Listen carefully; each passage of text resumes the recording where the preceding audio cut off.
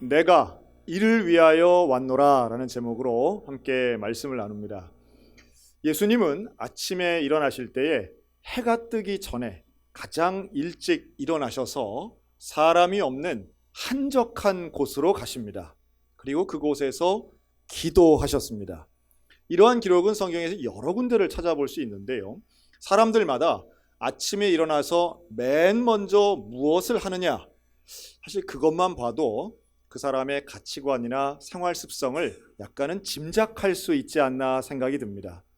혹시 어떤 이들은 아침에 일어나자마자 머리맡에 두고 잔 스마트폰부터 찾을 수도 있겠고요, 또 어떤 분은 뭔가 건강을 위해서 물이나 약을 먹을 수도 있을 겁니다. 또 어떤 분들은 눈 뜨자마자 리모컨 켜서 텔레비전부터 켜시는 분도 계실 겁니다. 그러나 예수님은 일어나자마자 가장 먼저 하신 것 기도하셨다라고 하는 겁니다.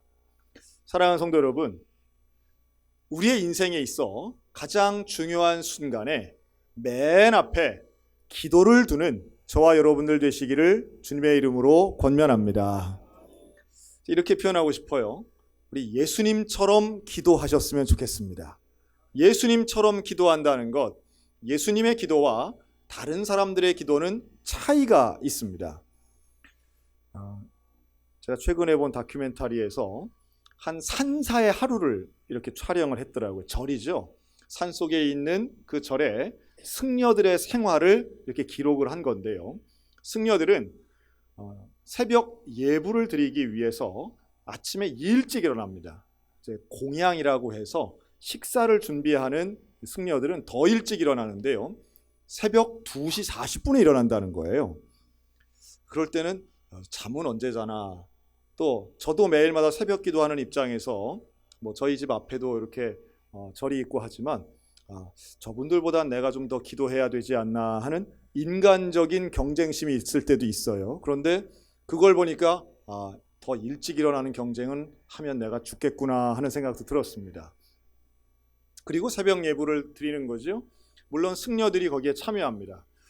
템플스테이의 유행이 조금 꺾였다고는 해도 여전히 현대인들이 자기 발로 절을 찾아가서 그 절에서 하는 공양과 예불에 참여하는 건 어렵지 않게 볼 수 있습니다.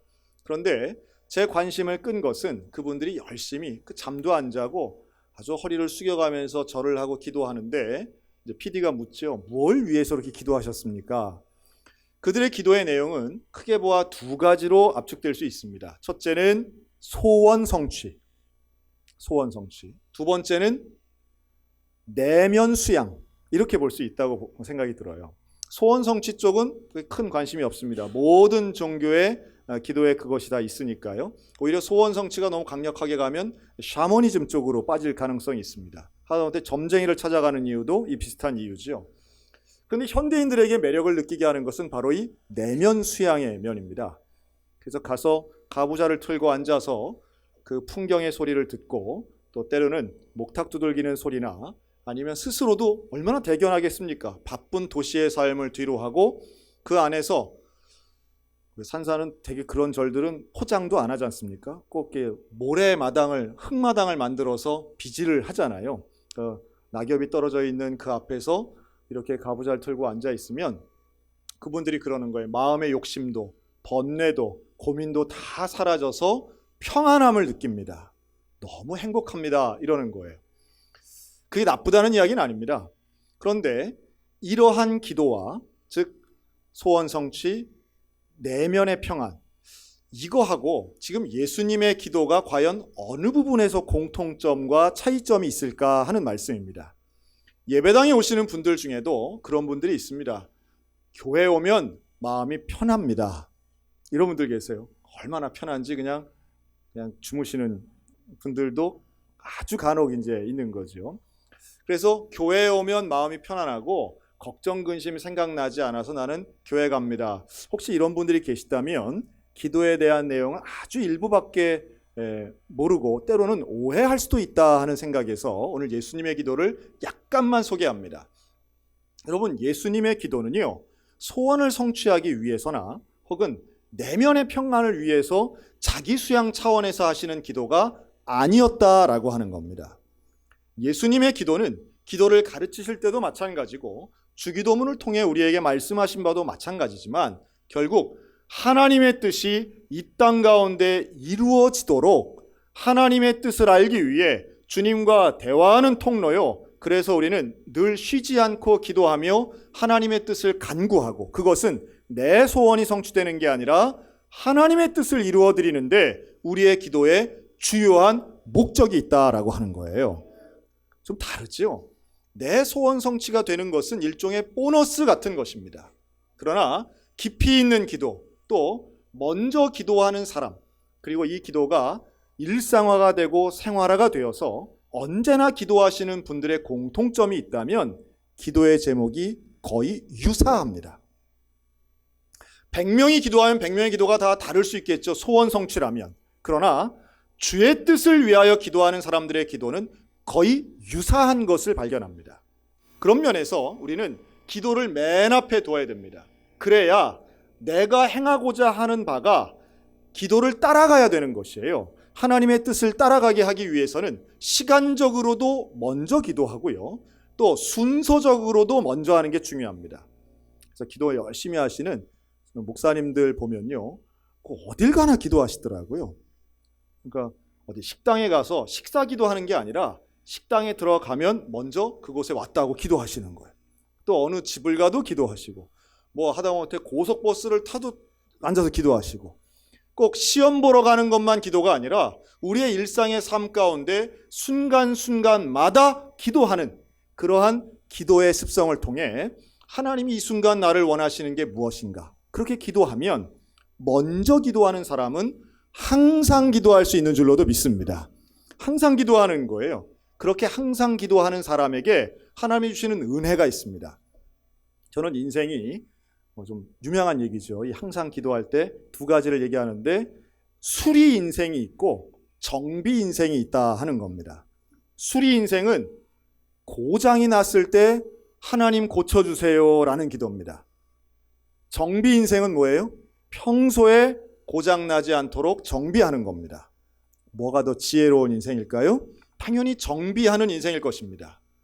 수리 인생은 간절하게 납니다. 깨어진 것, 큰일 나고 죽을 것 같으니까 간절히 기도하지만 정비 인생은 그러한 일이 일어나지 않도록 미리 예방하는 거예요. 다만 오해하지 않으실 것은 기도 열심히 한다고 병에 안 걸리는 건 아닙니다.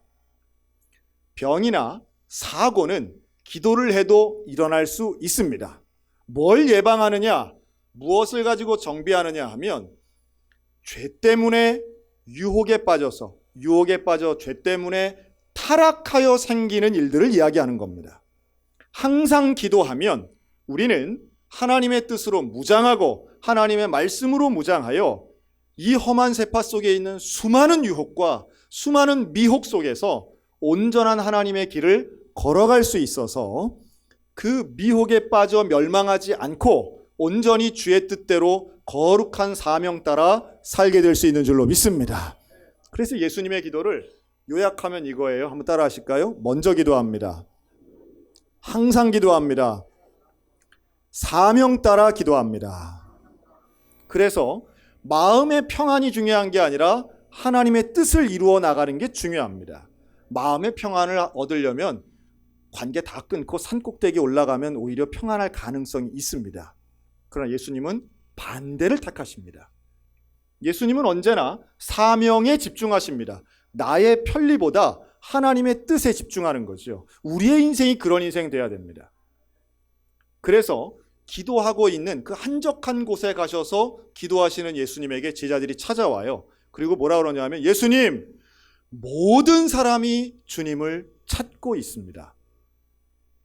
제가 목회를 좀 해보니까요. 참 힘들고 피곤한 일 중에 하나가 사람들 만나는 겁니다. 사람 만나는 거. 사람 만나서 사람 때문에 힘도 얻지만 사람 때문에 마음도 상합니다. 그래서 어느 정도 나이를 좀 먹으면요. 인간관계를 좀 끊고 싶다 하는 유혹을 받을 때가 있는 거죠. 또 제가 몇 차례 이렇게 말씀을 드리지만 왜 산속에 들어가서 자연인으로 사시는 분들 있지 않습니까? 여러분 그분들 중에 10대, 20대 본 적이 있으세요? 없습니다. 젊을 땐 그렇지 않아요. 그런데 인생의 세파를 살아보니까 거의 대부분이 60대입니다. 70대들. 5, 6, 70대가 되면 물론 이제 남자분들로만 너무 국한돼서 그렇긴 한데요. 그렇게 복잡하고 피곤한 인간관계에서 받은 상처를 자연 속에서 혼자라도 그게 편하고 자유롭고, 저는 자연인이라 읽고 자유인이라 들리던데, 그런데 우리 그리스도인들의 삶이라고 하는 것은 혼자 자유로운 삶을 사는 게 결코 아니라는 거예요. 즉 예수님이 한적한 곳에서 기도하고 계실 때 제자들이 와서 말을 하잖아요. 그때 예수님이 야 시끄럽다, 지금 나 기도하는 시간이야 라고 말하지 않았다는 거예요. 제자들의 요청에 예수님은 벌떡 일어나셔서 가자, 사람들에게로 가자, 마을들로 가자, 그러면서 하신 말씀이에요. 한번 따라할까요? 내가 이를 위하여 왔노라. 예수님이 이 땅에 오신 이유는 전도하기 위해서인데, 전도는 혼자 산꼭대기에 있어서는 있을 수 없는 일이고, 예수님은 왜 내가 이 땅에 왔는가를 명확하게 아신 분이라고 하는 겁니다. 여러분, 이 사명을 깨달으면 인생이 달라집니다. 사명을 깨달으면 방향이 분명해집니다. 그런데 어떻게 사명을 깨달을 수 있겠습니까? 기도해야 사명이 분명해지는 거예요. 오늘 오신 분들 중에 어디로 가야 할지 모르고 어떻게 살아가야 할지 모르겠거든 기도의 자리로 나오시라고 권면드리고 싶습니다. 기도하는 사람에게는 하나님이 또한 특별한 은혜를 주시는데 결정의 차이를 주십니다. 기도하면 결정할 수 있습니다. 기도하면 하나님의 뜻에 부합된 결정을 할 수 있다는 말씀입니다. 거룩한 결정, 온전한 결정을 할 수 있습니다. 그렇게 해서 가는 길이라면 어떤 고난과 아픔과 손해가 있다 할지라도 갈 수 있는 거예요. 그런데 사명 따라가지 않고 이익 따라가니까 길이 갈팡질팡하는 것입니다. 예수님은 사명을 놓지 않으십니다. 예수님은 사명을 잃지 않으십니다. 그래서 사명에 집중하시고 십자가를 향하여 가시는 거예요. 내가 이 일 때문에, 이 일을 위하여 내가 왔다라고 하는 분명한 확신을 가지고 제자들과 함께 가셔서 전도하십니다. 복음을 전하세요. 따라가는 제자들의 마음에 얼마나 이 충만함이 있었을까 하는 생각을 해봅니다. 기도하시는 예수님, 그리고 일하시는 예수님. 예수님은 분주한 일상을 지내셨습니다. 항상 사람들이 있었어요. 예수님을 만나고자 하는 사람들이 있었고 따라오는 사람들이 있었습니다. 하루가 부족할 정도로 바쁘신 분이에요. 그런데 그런 일들을 함에 있어서 우선순위와 먼저 해야 할 일, 더 중요한 일을 누구보다 명확하게 아셨던 분이 바로 예수님이십니다. 그 비결 또한 저는 아침에 혼자 하셨던 기도 생활에 있었다고 저는 봅니다. 우리들도 마찬가지죠. 여러분, 기도하면 길이 보이는 거예요. 기도하면 어떤 것을 선택할지가 명확해집니다. 우리도 예수님처럼 일했으면 좋겠습니다. 일할 때 먼저 기도하는 것이고요. 그리고 내가 무슨 일에 부르심을 받았는가를 명확하게 알아야 되는 것이죠. 목사는 목사답고, 장로는 장로답고, 권사 집사는 그 직분에 걸맞는 부르심에 응답하는 삶이야말로 우리 대한민국이 사는 길이라고 저는 확신합니다. 직분자들이, 우리 대한민국에 직분자가 참 많아요. 그래서 직분자들이 직분에 맞는 삶을 산다면 그럼 대한민국이 바뀌지 않겠습니까? 근데 문제는 그리스도인이 그리스도인답지 못하고 직분자가 직분자답지 못할 때에 교회의 권위는 떨어지고 복음의 진리의 영광이 퇴색되는 것처럼 보일 때에 결국 나라도 가정도 무너지게 되는 것 같아요. 오늘 우리들에게 주신 하나님의 위대한 그 사명은 예수님과 동행하여 기도를 통해 온전히 일하고 이제는 하늘의 영광을 버리시고 이 땅에 오신 그 예수님의 의미를 되새기고 따라가야 될 줄로 믿습니다. 여러분, 예수님이 우리를 사랑하셔서 이 땅에 오셨고, 예수님이 우리를 사랑하셔서 새벽에 한적한 곳에 나가 기도하셨고, 예수님이 우리를 사랑하시기 때문에 마을마다 다니며 전도하셨고, 예수님이 우리를 사랑하시기 때문에 복음을 전하셨고, 예수님을 사랑하시기 때문에 십자가에 달리신 줄로 믿으시기 바랍니다. 그래서 성탄절은 예수님의 사랑을 기다리는 절기예요. 나를 찾아오신 거예요. 하늘 영광을 버리고 이 땅에 오신 거예요. 여러분, 그 사랑을 경험한 우리는, 그 예수님을 기다렸다가 맞이하는 우리는 우리도 다른 사람 찾아가야 되는 겁니다. 여러분, 그게 전도 아닙니까? 사랑해서 찾아가고 찾아가서 전하는 거예요. 선교사로서의 삶, 전도자로서의 삶을 예수님이 본을 보여주셨는데 그것을 우리도 따라가야 되는 겁니다. 가서 만나고, 사람 만나는 게 피곤하죠. 사람 때문에 스트레스 받죠. 사람 때문에 열받는 일도 많습니다. 그러나 교회는 절간과 교회의 차이가 있다면 우리는 사람을 찾아가는 거예요. 기다리는 게 아니에요. 찾아가서 전하는 거예요. 새벽에 기도하는 모습은 비슷해 보일지 모르지만 사랑을 가지고 찾아가고 사명에 집중하며 희생과 헌신의 십자가의 도를 증거한다면 우리의 기도의 방향은 분명합니다. 하나님의 복음이고 사랑의 실천이고 예수 그리스도의 연결이라고 하는 거예요. 제가 이 지구상에 있는 화석 식물 몇 종류가 있는데요. 은행나무가 제일 오래됐다고 그러죠. 근데 이 은행나무와 마찬가지로 가장 오래된 나무 중에 메타세콰이어라고 하는 나무가 있습니다. 이 나무는 위로 한 30m 정도나 자라서 아주 큰 나무입니다.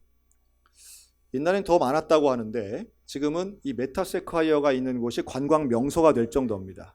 전라도 담양 같은 곳에 가면 메타세콰이어 길 이래가지고 거기서 이렇게 사진 찍는 게 아주 근사하고 드라마도 많이 찍죠. 그만큼 곧고 높습니다.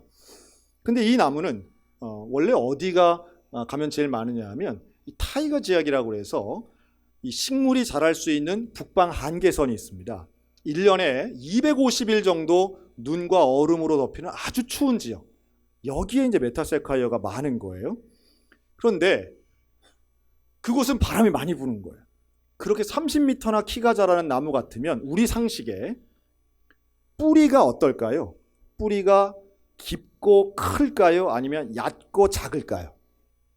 우리가 뿌리 깊은 나무 바람에 많이 흔들릴 수, 이게 알기 때문에 우리는 큰 나무는 다 뿌리가 클 거라고 생각하는데요. 이 나무는 메타세콰이어는 뿌리가 너무 짧은 거예요. 그런데도 위로 쭉쭉쭉 올라가는 겁니다. 뿌리가 짧아도 클 수 있다는 상식을 제가 알려드립니다. 뭐 기초가 중요해 뭐 이런 말 하지만 아니에요. 기초가 약해도 올라갈 수 있습니다. 메타세콰이어가 보여져요. 다만 그런데 어떻게 이게 안 넘어지고 있을까? 어떻게 뿌리가 약한데도 서 있을 수 있을까? 두 가지 특징이 있는데 메타세콰이어는 군락을 이룬다는 특징이 있습니다. 그래서 아주 촘촘하게 옆에 나무하고 큰 간격이 없어도 아주 촘촘하게 있어서 타감작용이라고 그러죠. 다른 여타 식물들을 좀 방해하지만 그러나 메타세콰이어 끼리는 아주 촘촘하게 있어서 바람의 공격을 단체로 집단화해서 이겨낸다는 거예요. 그리고 또 하나, 뿌리는 낮은데 얕은데 작은데 왜 작냐 하면 땅이 워낙 얼음덩어리 땅에서 있기 때문에 뿌리를 깊이 내릴 수가 없다고 그러죠. 그런데 그 뿌리들끼리 서로 얽혀 있답니다. 그 많은 나무가 촘촘히 있으면서 뿌리가 얽혀 있어서 딱 붙어 있어가지고 위에서 아무리 강한 바람이 있고 공격이 있어도 넘어지지 않는 나무의 숲을 이루더라는 거예요.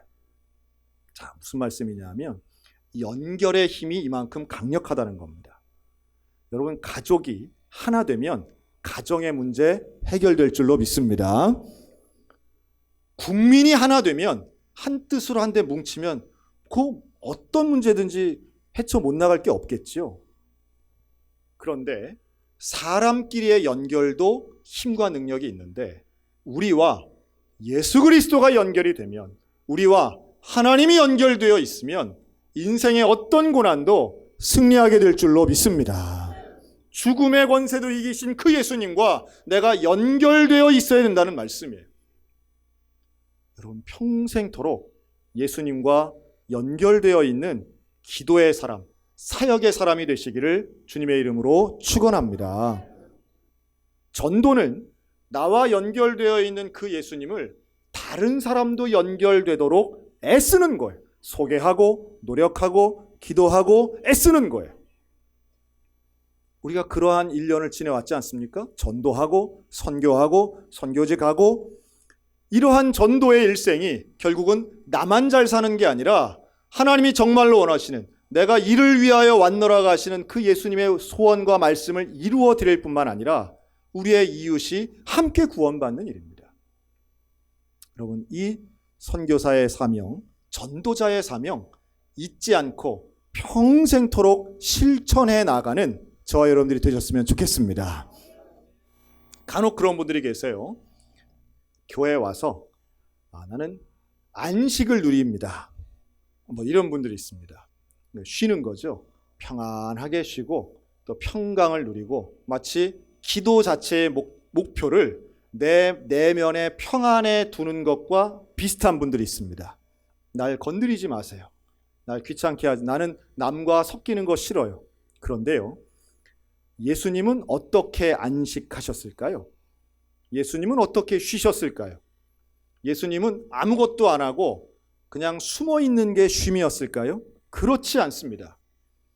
우리 그리스도인들에게 있어서의 쉼은 예배가 쉼이고, 말씀이 쉼이고, 기도가 쉼이고, 찬양이 쉼인 줄로 믿으시기 바랍니다. 정말 아무것도 안 하려면 예배당에 나올 게 아니라 사우나를 가셔야 됩니다. 그런데 우리가 예배당에 나와서 영과 마음과 육의 진정한 안식이라고 하는 것은 예수님처럼 기도하고 예수님처럼 일하는 것입니다. 그런데 예수님의 일은요, 100% 사람에 관련된 일입니다. 사람과 무관한 일을 하려고 생각하시거든 생각을 고치시기를 원합니다. 예수님은 100% 사람에 관련된 일을 하셨어요.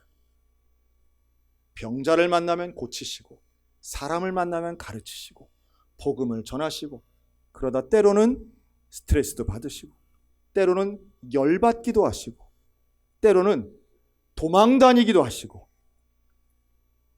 여러분, 모든 문제가 다 사람 때문에 일어나지 않습니까? 그런데 그 문제 속으로 들어가신 분이 우리 예수님이라는 거예요. 그 문제가 뻔히 보이는데, 남들 다 가기 싫은데, 하늘의 영광이 있는 게 얼마나 좋아요. 그런데 예수님은 오셨다는 게 중요합니다. 그 오신 예수님, 대림해하신 예수님, 우리를 위해서 이 땅에 오신 그 예수님, 피하지 않으시고 돌아가지 않으시고 마을을 하나하나 방문하셔서 나를 환영하는 곳이든지 나를 반대하는 곳이든지 예수님은 가셔서 사명을 이루신 분이 바로 예수님입니다. 우리도 그렇게 일해야 됩니다. 기분이 나빠도, 마음이 답답해도, 머리가 복잡해도 우리는 주님처럼 일해야 됩니다. 찾아가야 됩니다. 사람을 사랑해야 됩니다. 영혼을 섬겨야 합니다. 그러기 위해서 아침에는 기도하는 것이고, 그리고 일어나서 주님처럼 일하는 그런 교회가 결국은 하나님께 영광을 돌리는 교회요, 사명에 집중하는 교회요, 영혼을 살리는 교회요, 이 땅에 세워진 목적을 이루는 온전한 교회 될 줄로 믿습니다. 예수님이 하신 말씀, 내가 이를 위하여 왔노라. 여러분, 예수님이 무엇 때문에 이 땅에 오셨고 성탄절의 의미가 무엇인지 우리 잘 생각해 보셨으면 좋겠습니다.